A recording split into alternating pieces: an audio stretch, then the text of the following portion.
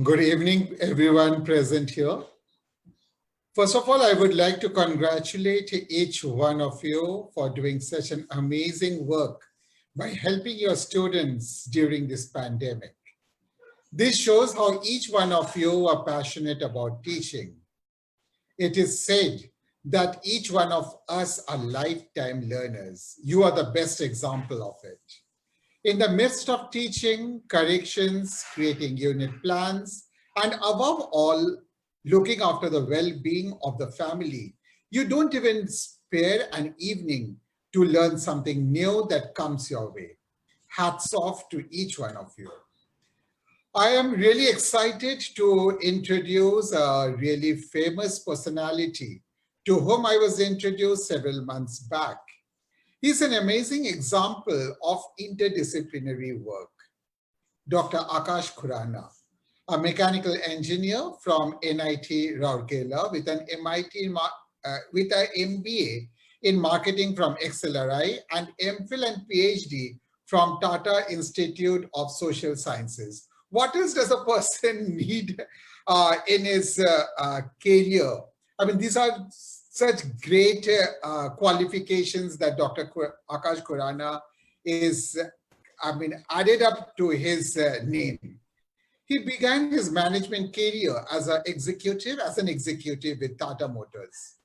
He has also acted in nearly 80 films and television serials and written over 20 screenplays, including Bazigar, the later fetching him the Filmfare Award. He has even adjunct and visiting faculty at several B schools, teaching subjects like creativity, organizational behavior, business environment, and communication. He is the author of the soon-to-be published book, Metamorphosis, Stories for Mentoring the Leader in You. Please take over, Dr. Khurana. Okay. Good evening, ladies and gentlemen, and good morning or good afternoon to those joining us from other time zones. Welcome to this session on storytelling for mentors. Let me begin by telling you a story.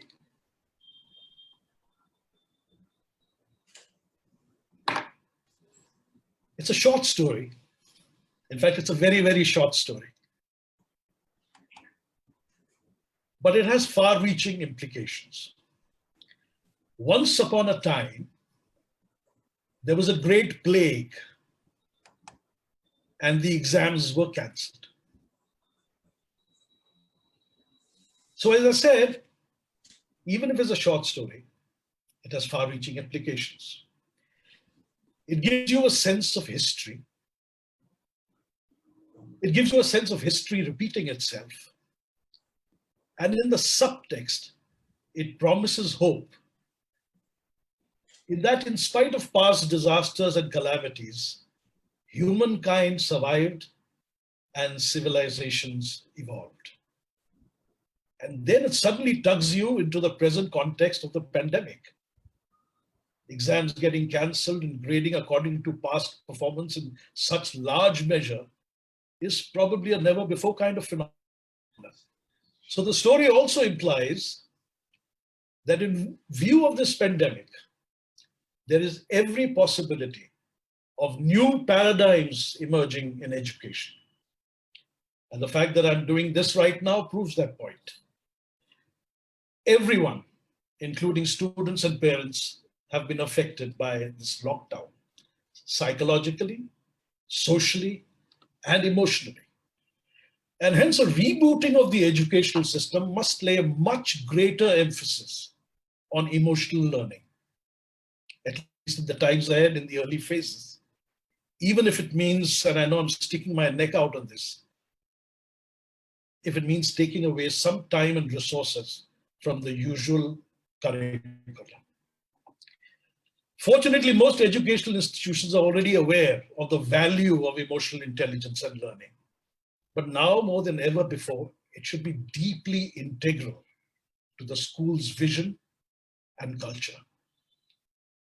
By the same token, it follows that mentoring, which is inherently linked to emotional connect, becomes the cornerstone of teaching strategy. But how is there a connect between mentoring and storytelling? Let us go back to the basics and recap. What is a story? Every story is us. Now, there's a Sufi thought in this quote, but if we talk about personal stories or stories that affect us personally, then indeed, every story is about us. So a story is a narrative account of an event or a situation that weaves details, characters, and actions into one whole picture. Stories have layers. Broadly speaking, the external layer states the experience at an obvious level, and the internal layer conveys the underlying thought or message. Structurally, a story expresses how and why a situation in the life of a protagonist changes because of an inciting incident, and how the protagonist overcomes adversity in the form of problems, conflicts, or obstacles, and restores balance back to the new normal. Now, let us look at how stories are significant. The premise here is the theorem that the quality of your school depends on the quality of its stories. And the corollary that follows, the quality of your mentors depends on the quality of their stories. So the origin of the word mentor comes from one of the greatest stories ever told, the Odyssey by Homer. During the Trojan War, while Odysseus was away, Athena appeared in the guise of mentor, a wise and trusted counselor, to guide and protect Telemachus, the son of Odysseus. Now, it's interesting to note that while Mentor was a man, Athena, the goddess of wisdom, assumed his form, thereby creating an archetype that transcends gender. It makes good sense, therefore, to suggest that this archetype of a kind of psychological androgyny should be an ideal of mentorship, as it could make nurturing more balanced and effective. That was just a digression, sorry. Back to stories. So the stories entertain, they remind us of our humanness. Personal stories reveal something about yourself.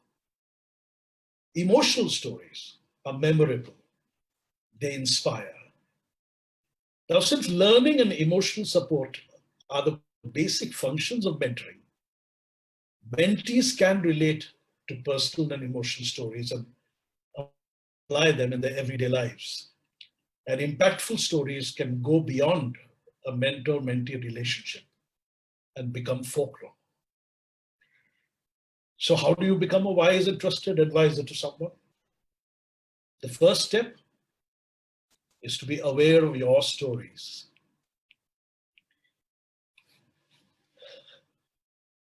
All of us have stories to tell. Some of them are precious. You must get rid of your innovations and tell your story. There's so much that your stories can do. So what can your stories do? They can be instruments of change, demonstrate how a successful change was implemented in the past, allow listeners to imagine how it might work in their situation. Then stories can communicate who you are, reveal your strength or vulnerability, and make yourself accessible. That can build mutual trust in a mentor-mentee relationship. And then stories can transmit values. Stories of founders and charismatic leaders talk about history, legacy, and organizational culture. You know, I was associated for many years with the Tatas. And what really stood out for me was the fact that the quality of stories in the organization made it very difficult to forget them. Whether they were about the industrial entrepreneurship of Jamshedji Tata, the founder of the group, or the initiatives of J.R.D. Tata in aviation and philanthropy. These stories built a strong, homogeneous culture. Now, like I mentioned earlier, impactful stories can become an institution's folklore. And then more specifically, stories can share knowledge, focus on problems, show how they were connected, explain why the solution worked, and seek alternative, possibly better solutions. So let us do a small exercise now in developing such a story. Make a note of your responses to the following. Think of someone who needs mentoring from you. You can note down.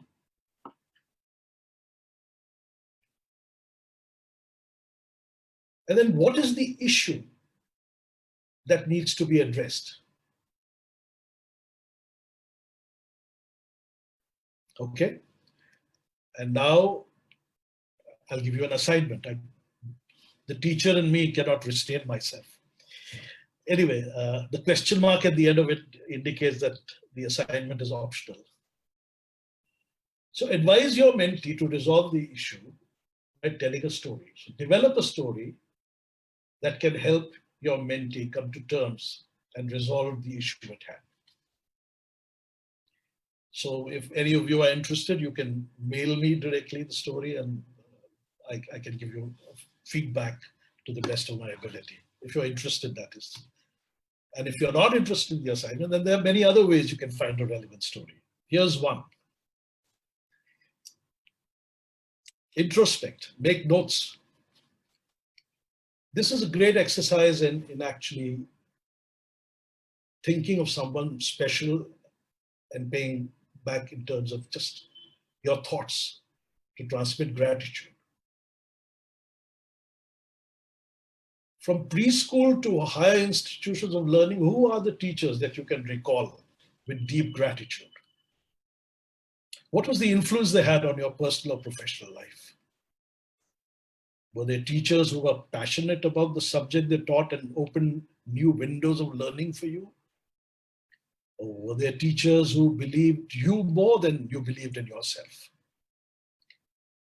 Or teachers who used kindness as an antidote to a student's low self-esteem? Teachers who demonstrated the human values of care and compassion? If you can recall their stories, you're lucky because you can use them as your mentoring legacy. And what else can you do to equip yourself as a storyteller for mentoring? You can tell stories that matter and build a repository of such stories. So build a repository, make a lifeline chart, plotting all the highs and lows in your life. And you'll be surprised at what an adventure that is. Then make a list of learnings that emerge from that timeline. Prepare your stories, highlighting those learnings, and then share your stories and passion for mentoring others from your lived experiences. Look for ways of improving your storytelling skills. And when you're leading change, it's also important to trigger positive stories and come across as a positive personality. So how do you profile yourself positively as a mentor storyteller? To get into the zone, let's do a quiz. So note down your responses to the following. Which is your favorite animal?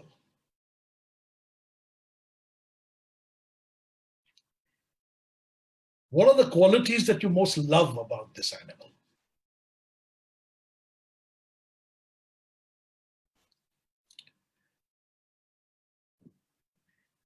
Next, if you were something in nature,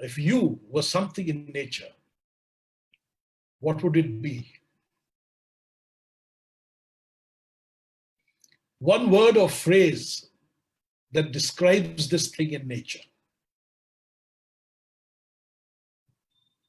And what is its biggest contribution?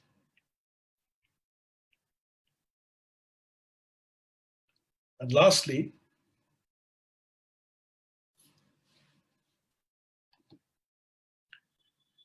what are the 3 qualities that you're most admired for?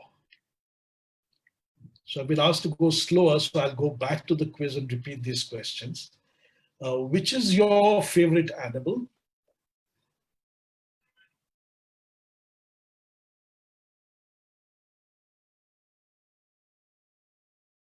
What are the qualities that you most love about this animal?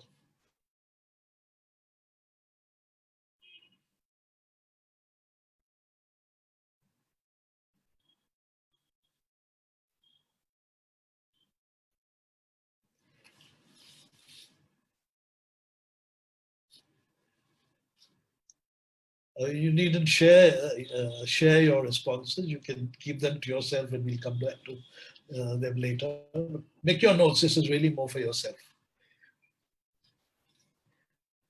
If you were something in nature, what would it be?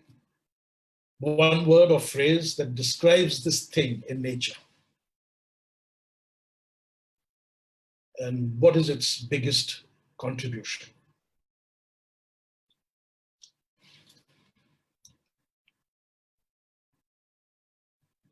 What are the 3 qualities that you're most admired for? Just think of someone close to you and think what that person admires you most for.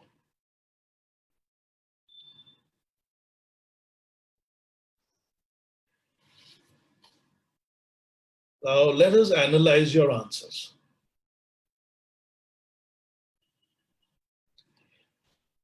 So this analysis is a hypothesis, but let's look at it anyway. Your favorite animal's qualities represent your core values. That one thing in nature that you chose and the contribution as that element, that is your life purpose. And the qualities you are most admired for are your core strengths. Now, the above represent the positive attributes of your true self. So when you think of your stories, anchor your stories in the positive attributes of your true self. Because those will be the stories that will come straight from the heart. Now, before some rationalist jumps up and snaps at me, I said that this is a hypothesis. And even if you assume that this exercise is merely hypothetical, what it still does is look at personality traits that can have a positive influence on your behavior. So, another assignment, just as an extension of this exercise, try and recall or develop a story that applies one or more of these attributes, namely your core values, your life purpose, and your core strengths. And for example, if say your favorite animal was the polar bear, and one of the qualities, the life affirming qualities that you mentioned was survival instinct, then you can develop a story that talks about survival, and you can address it.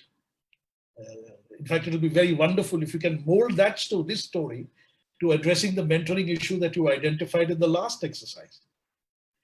Anyway, what this exercise will also do is hone your emotional intelligence.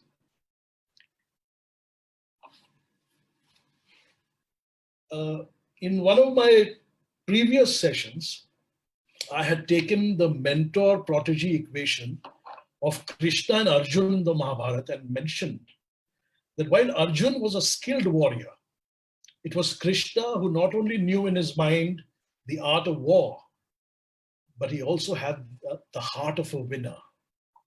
And in the Bhagavad Gita, there are many instances of Krishna's emotional intelligence. An emotionally intelligent mentor has self-awareness and control, which is the ability to recognize one's own emotions, to control one's thoughts and feelings, and to express emotions appropriately.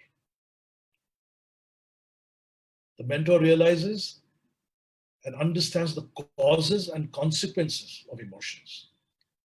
And it's the ability to receive criticisms positively and benefit from them. An emotionally intelligent mentor has empathy. Empathy is the ability to relate to others' emotions. In fact, I believe that if assertiveness is the spine of all communication, then empathy is the soul of all communication. So as I said, is the ability to relate to others' emotions, to actively listen to others, to actively participate. Two-way communication. Communication is always two-way. To actively participate in interpersonal communication. And this, of course, comes with practice. And the higher your EQ, the more emotionally intelligent you are, the more sensitive and observant you are, you have the ability to understand non-verbal cues of behavior. Then to be able to forgive, forget, and move on rationally. To be personable, open-minded and honest. Then again, to learn about your mentee's culture and to adapt, this is most important, to your mentee's needs and behavior. Now, most of you might be aware of this, but I'll reiterate for the sake of those who don't know about it. According to Eric Berne's theory of transactional analysis, at any given time, a person manifests her or his personality through a mixture of behaviors which are represented by the three states of parent, adult, and child. So ideally, of course, the best equation here for a mentor-mentee relationship is adult to adult, which is having an assertive style, being rational, non-judgmental, and collaborative. But there are mentees that can have an authoritative style, like a parent. Those who are familiar with PTAs, they'll know what it means. Parents who are overprotective, parents who have a superior knowledge, and then of course, a child's behavior is impulsive, playful, can be submissive and rebellious. For example, at an extreme level, a mentor might have to be submissive like a child in order to win the confidence of a mentee who's maybe behaving like an over-aggressive parent. But mentors with empathy can gauge a mentee's behavior and adapt their own behavior to serve the mentee's needs and behavior. And here's another example of why that may be necessary. You see, each generation has different worldviews, values, priorities, as they come of age in different socio-cultural contexts. These age bands are approximate.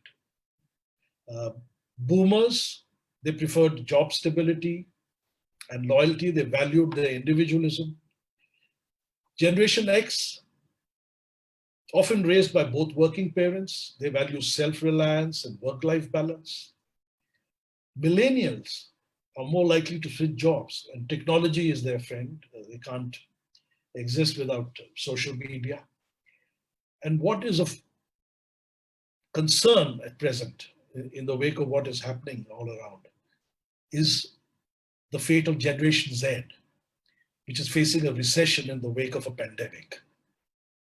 So multi-generational differences will require leaders in education to customize their mentoring and storytelling strategies backed with emotional intelligence to face these challenges. And all that I've discussed so far has been always important and necessary. But today it has now become critical. Because today, you can see it all around, even successful, whatever that perception of successful is, even successful people are going through bouts of depression. This is a no-brainer. The times ahead are uncertain and unpredictable. Generation Z, as I said, especially, must be taught how to handle failures and adversities before they learn to celebrate success. Your adversity quotient, your AQ, is your capacity to combat adversity. And it is the measure of your resilience to go through a rough patch in life and not to give up hope in the face of troubles. And mentors can act as counselors and tell stories about resilience to address problems of adversity. And this again, of course, the buck stops with the leaders. So school leaders can initiate counseling sessions and storytelling workshops with mentors, teachers, students, and parents, even if such an exercise takes away a bit from from extracurricular or curricular activities, community work, etc. And you know, sometimes your adversity quotient can be low simply because you create your own internal adversities. So now more than ever before, it is time for all stakeholders to dispel preconceived notions, remove mental blocks, think out of the box, and become more adaptable, responsive, and resilient to face new challenges. And in the end, sweet are the uses of adversity, which like the toad, ugly and venomous, wears yet a precious jewel in his head. And this our life, exempt from public haunt, finds tongues in trees, books in the running brooks, sermons in stones, and good in everything. So let's all get together and convert adversities to opportunities. And like Shakespeare, start telling lots of stories. Thank you.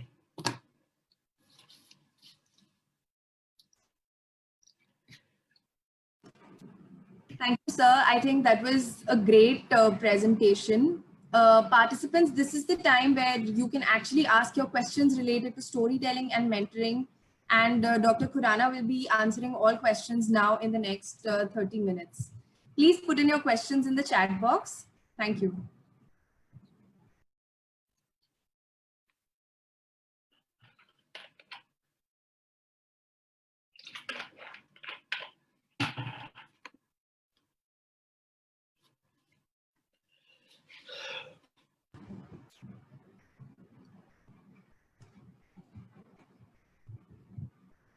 Sir, we have a question.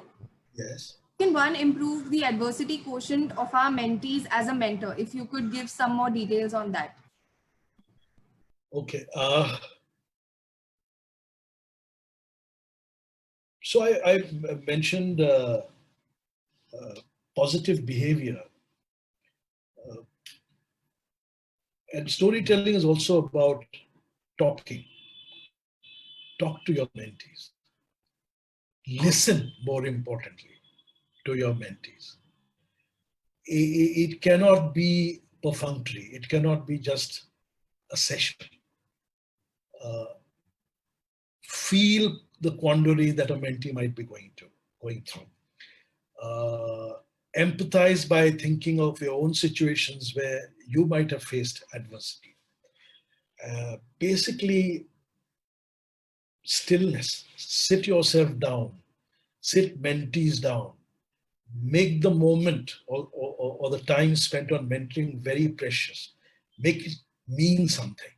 And I think if you look at your own lives, wherever you've been genuine about a situation and handling it because there was no other choice, or because you wanted to do it because you cared and you were compassionate, the results were positive. So do not have self-doubts. Let not the mentee see that you are not sure of what you're saying. First, be sure of yourself. Less is more sometimes. Don't go all over the place and say, oh, things are very good. Don't be macro about it. Take one specific problem at a time, step by step and forward. And be authentic about what you're doing. because if authentic leadership is also about being emotionally sensitive and emotionally intelligent.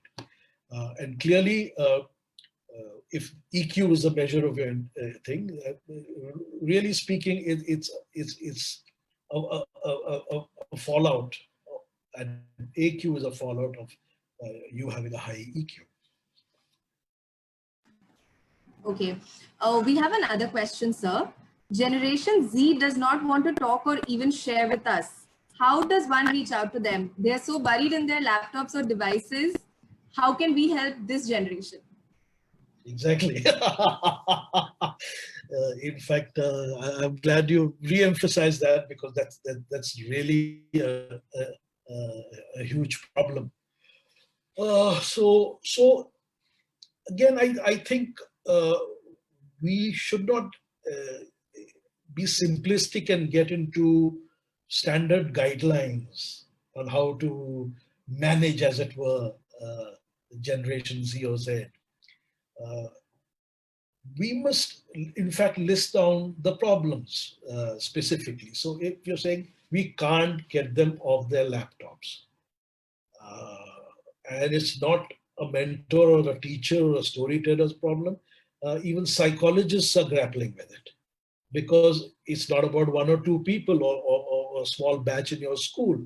It's about an entire generation, and you can't blame them. Tell me why and how can they not think of carpe diem or seize the day, because future might not be the way it was for, say, people like us who were boomers, where you invest and you think about legacies and your children. This is in the tradition of instant coffee or noodles or whatever, that they just get on with what is in it for me today. Now,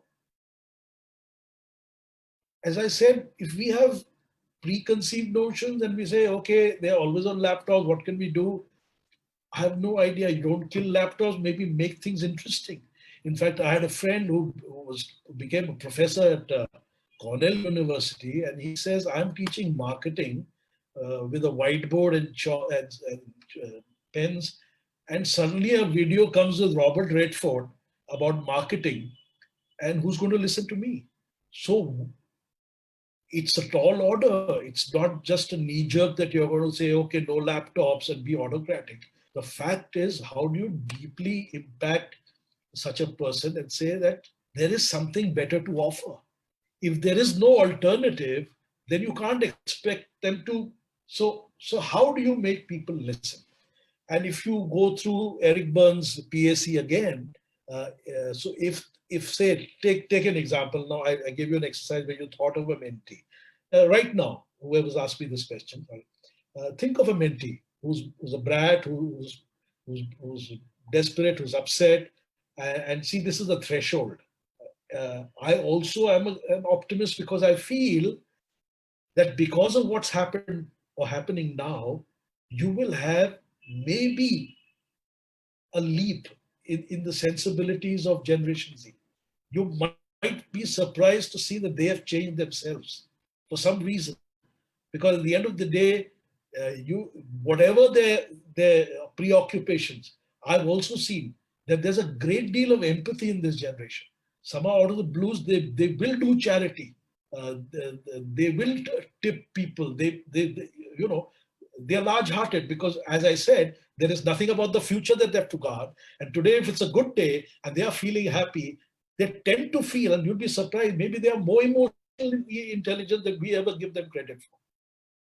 So yeah, it's of course, I mean, if you think in 5 minutes, I'm going to say, press a button, then we could have changed the world long ago. But yeah, get them to the table. Ask them.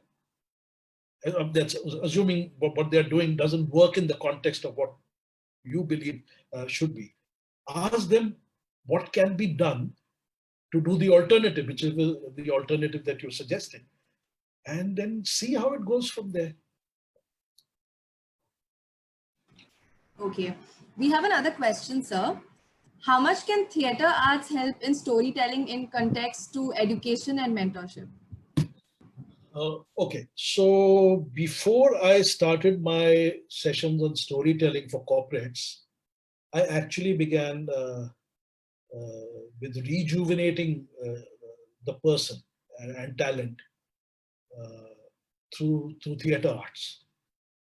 Uh, so actually, there are two sides of the same coin. You can actually have a group telling a story if you go back to the tribal format. Uh, so you need not be a single mentor. You can take each issue and probably have a team of mentors who's addressing a single mentee on various issues. And that becomes multiple stories, which today, and more so in the time where face-to-face theaters and everything being closed is a limitation. The order of the day is, in fact, what's happening today is non-fiction storytelling. So you can so essentially this is theater. So every evening my group does performances, storytelling, experiences, couple of people interacting, talking about tales that are relevant to the times around us. I mean, what is happening around us. So there are two sides of the same coin, but yes, an absolute yes. Uh, Both are equally important. They are conducted differently, but their objective can be the same. All right. We have a question from one of our viewers on Facebook. Can storytelling be considered therapeutic in case of disturbed adults? And in case this is for younger adults, how can parents engage in this process with their wards? This is a great question. I didn't address it directly.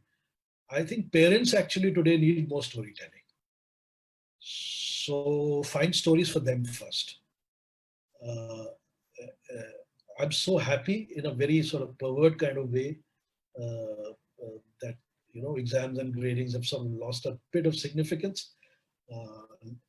I just the book that I've written, there's a quote in it uh, that educational qualifications are what the system recognizes you for. But what you learn from life is your real education. So I think it's about time, especially with everyone getting 99 percentile, and but all that's going to change. You see, this whole racket of cutoff points and all. Where's everyone going? Education is now going to be different, and you better believe it, because just the backlog of what's been missed, that catch up alone is going to reformat a lot of things.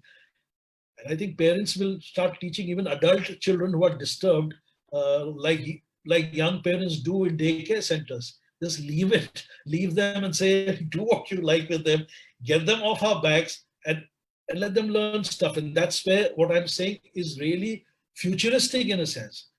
Just talk, go back to stories, just chat. And that's what the psychologists do. I'm not a trained therapist, but it's therapeutic. Watching a movie is therapeutic. Yes. In fact, so this is related to one of the previous questions about Gen Z being buried in their laptops. And, so the person here is asking that Gen Z can be intolerant and impatient. In such a situation, how does a mentor seek help from a mentee? In terms of, say, technology right now, because, there's online teaching happening. In a lot of cases, it's possible that the student actually knows more than the teacher. In that case, how can a mentor make use of that situation? Okay, so assuming that storytelling is a technique, and some are more equal than others, it's absolutely true and possible that a mentee can have more of a knowledge base than the mentor, but not the skills of mentoring. Now, when you speak of empathy, and you can, first of all, the primary premise of mentoring is mutual trust. The process it loses its significance if you don't have mutual trust. Now, that could be by giving candy or bribing, I don't know. Just win confidence and make the mentee trust in you. Now, having said that, flip the game. Let the mentee tell you stories. If I go to my mentee and say, boss, you sit down here, now tell me a story. He said, what story? I said, let's, anything, a movie story. So how do we formalize this informal process? You have storytelling sessions where there's going to be a very fine line, a blurred line between curriculum and extracurricular activities now. That blurred line is the zone where I'm saying you have a storytelling period. I used to have, when I was a child, something called an R&R, which was a rest and recreation. And it was those who have a headache, teacher used to say, put your heads down on the desk. And those who want to listen and are interested, I will read you stories by Shakespeare, by Charles and Mary Lamb or something. And someone like me would probably perk up and say, okay, I'm going to listen to this. And the others would rest.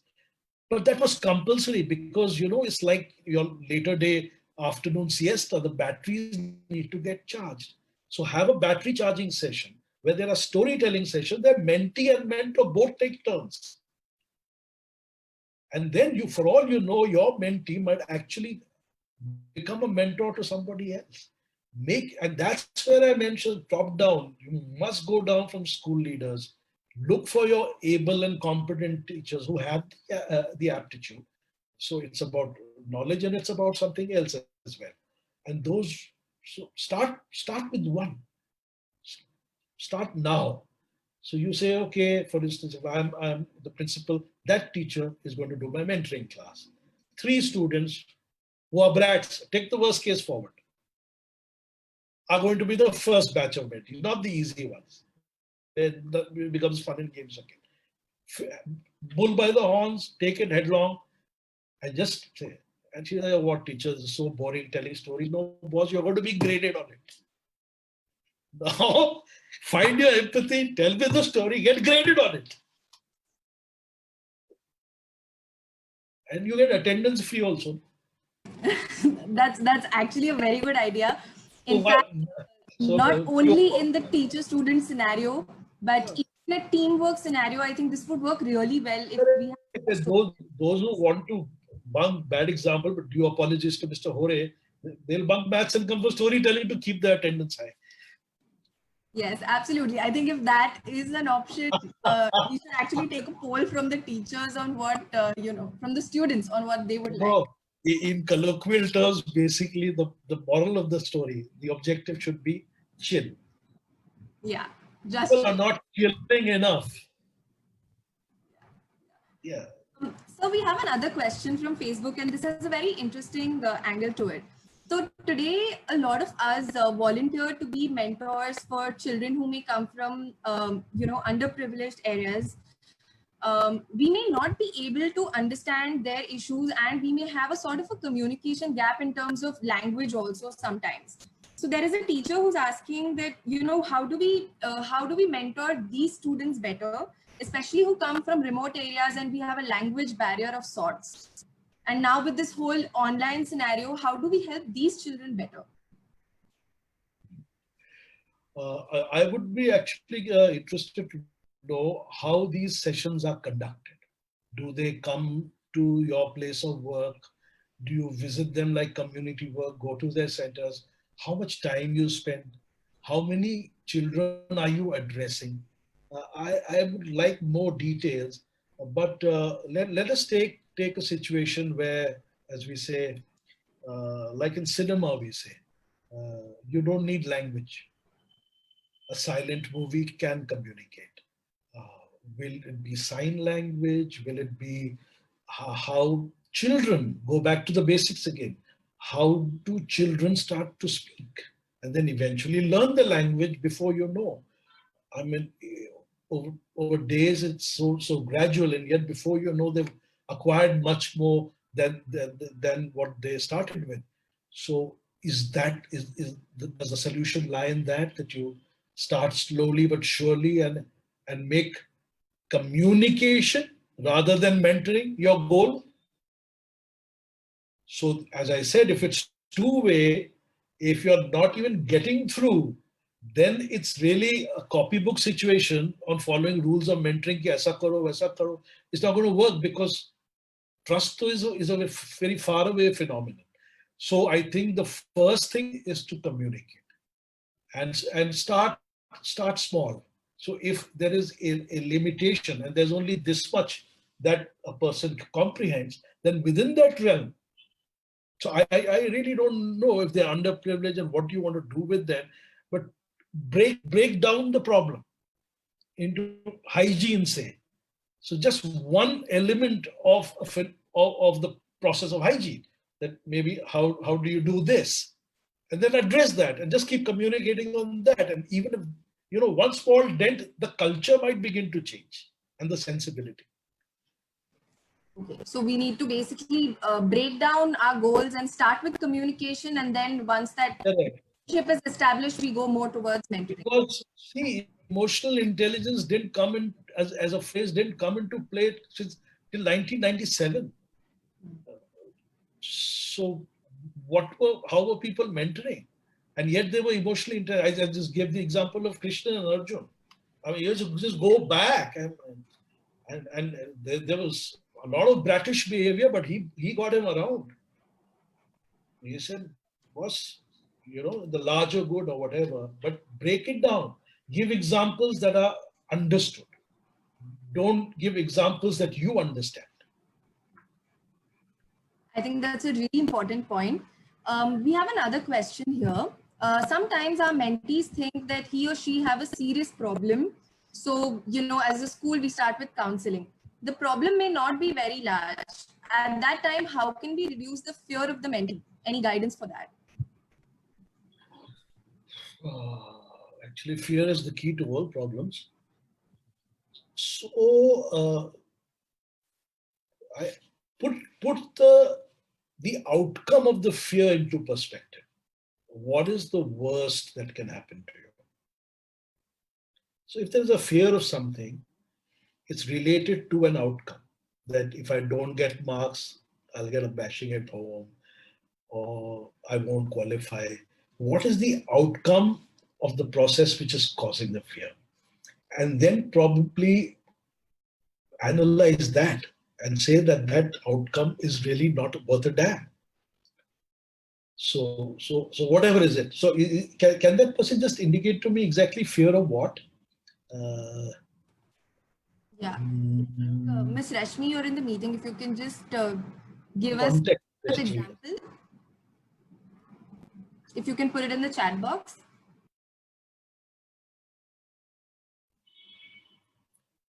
Yeah, she's just giving us.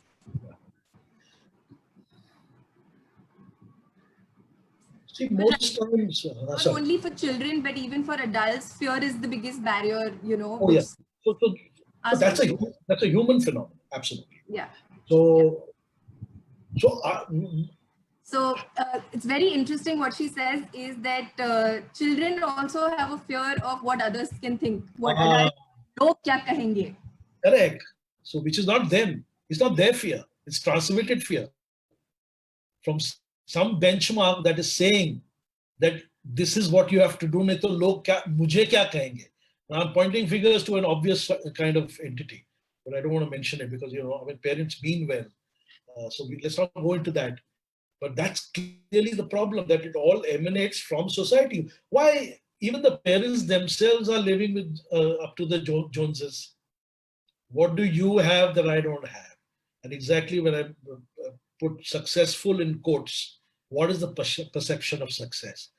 So I think before you address fears and the fallout of fear, go back to the basics and ask what success means and what it should in the context of the real world actually mean.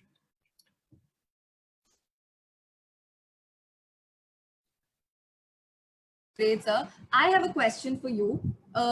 Is there any story that has really motivated you as a mentee? Maybe a story from your mentors could share. Your voice is breaking, Lata. Is it only me? Carry on. I can see it. It's less fragmented now. I'm unable to hear you, sir. So it's I don't know.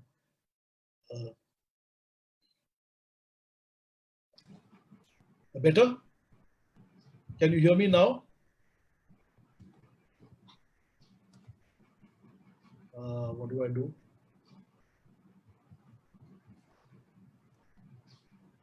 Because it's showing It's showing okay here. Huh? Yeah. Okay. So Lata, but there's a lag. Yes. There's a lag. I'm getting a lag feedback. Anyway, so what was your question? Please go ahead, sir. What was your question? My question is that, is there any story that you would like to tell us? Something that inspired you, something that maybe your mentors told you or you told your mentees? Okay. Oh, so that's a whole book I have on that. But let me think one example, which is actually good for vocational choices. What do you want to do in life? Are you with me?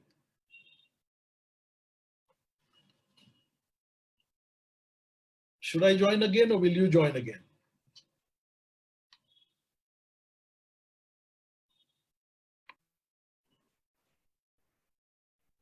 Cool. Rashna Desai says she can hear. Okay. So should I go ahead, Lata? Sir, you can continue. This is Anuradha from the... Anuradha, Yes. is it okay on your thing, screen? Yes, it's okay on Okay. our screen, sir. So Please go ahead. I was about asked about a story, and the story Yes. actually that I can think of right now off the cuff is a story. You see, as I've been introduced, I've done a lot of things. So there was a lot of multitasking happening at a time. And as you say, there are fear and what will people say, that was never up in my mind. But you are faced with dilemmas of choices. So there came a stage where you know, following your passion and choosing something just because the world thinks it's the right thing to do. And we've been talking about it. Wasn't directly applicable to me. So one of my theater gurus, my mentor Satyadev Dubey, he told me a story about his guru, his mentor, which was that, you know, in life, you have 16 annas. Those days, the rupees, not 100 paise, it was 16 annas. You can sell your soul even for 12 annas. But your true self, though, like I mentioned in the presentation, 4 annas of your true self, keep tightly clenched in your fist. Don't lose that. That is following your passion. Keep doing that. The rest for subsistence and survival is okay. And that for me is a theme that I follow in all my training sessions, where I believe that professionals in their daily life, because of their routine and their daily life and the pressures, actually become different people. They are not the same person that they began their careers with. So safeguard the person in you. And all my sort of counseling and training has to do with keeping the person behind the professional intact. So this is one of the stories my mentor told me. Anuradha? Yes, sir. Yes. Yeah. I think, I mean, the stories can go on from you and we can continue hearing these the whole day if time permits. But some really valuable lessons for all of us as teachers, mentors, for the mentees, be it Generation X, Generation Z, with whom all of us are dealing with. It's just that your stories, your thoughts, and the way you've presented it to us, sir, I think it's so beautifully wrapped up the whole thing about how we as mentors can handle people. Empathy being the core of how we tackle, listening being another most important ingredient to these stories. And if we are able to tell stories of ourselves and our mentees, it would be a big takeaway for all of us. Thank you so much, sir, for this wonderful session. We are really indebted to you for the time that you spend with us and given these valuable lessons. Thank you all the participants who've joined and taken time out. In case you have any more questions about this valuable topic that is so important for each and every classroom that we kind of go and teach, please do write to us. Thank you for taking time out and joining us for this session. Stay safe and take care. Thank you, sir. Thank you, Anuradha. Pleasure being here. Yes. We're grateful for the opportunity. Even if it makes a difference to somebody, it's been worth my while. Absolutely. Absolutely. Thank you. Yes. Thank you. Thank you, Thank sir. you all. Thank you. Yeah.